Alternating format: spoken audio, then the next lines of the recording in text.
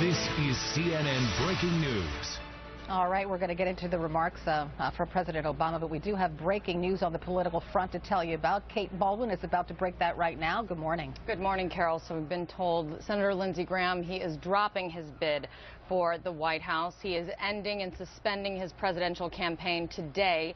He's announcing that to his supporters this morning, and he sat down with me for an exclusive interview to lay out his reasoning why and to make that announcement. Listen here. Well, my campaign, I'm going to suspend my campaign.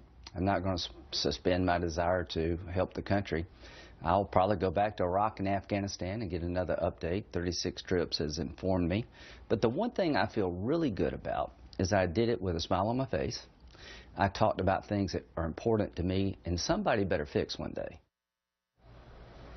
A wide-ranging interview. We sat down for quite some time to discuss his reasoning why, Carol, and he gets into the reason why, some of what he blames for why he never could break through, and also on the crucial questions of what it looks like for him going forward, who he's going to endorse and why. But I really noticed throughout the interview is a very serious, very sober, very emotional Lindsey Graham, different from what you often see, the jovial, kind of quick-witted, one-liner. Yeah, exactly. Different Lindsey Graham you saw in this announcement. Well, it's interesting because he held a town hall meeting in New Hampshire, and he said a lot of interesting things, and I have his quotes.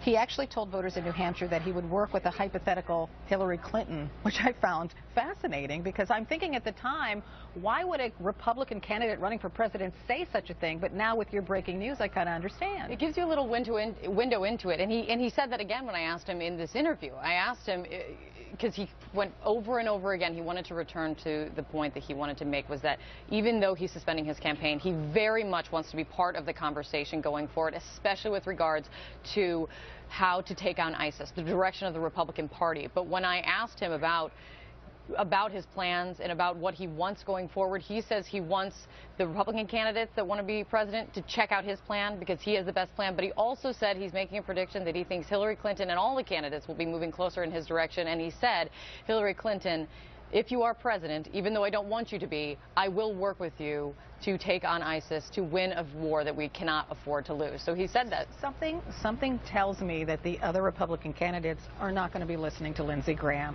Something else Lindsey Graham said in that town hall meeting in New Hampshire. He said Ted Cruz is appeasing evil, and he said Donald Trump makes no sense. And this as it applies to both men's support of Vladimir Putin. Now, this is one of the most fascinating parts of our conversation, especially with regard to Donald Trump. As everyone knows in following Lindsey Graham's campaign, there has been no love lost between Lindsey Graham and Donald Trump. Lindsey Graham telling me at one point, calling Donald Trump a jackass in an interview, he said, even saying go to hell, and many other choice words for Donald Trump and Donald Trump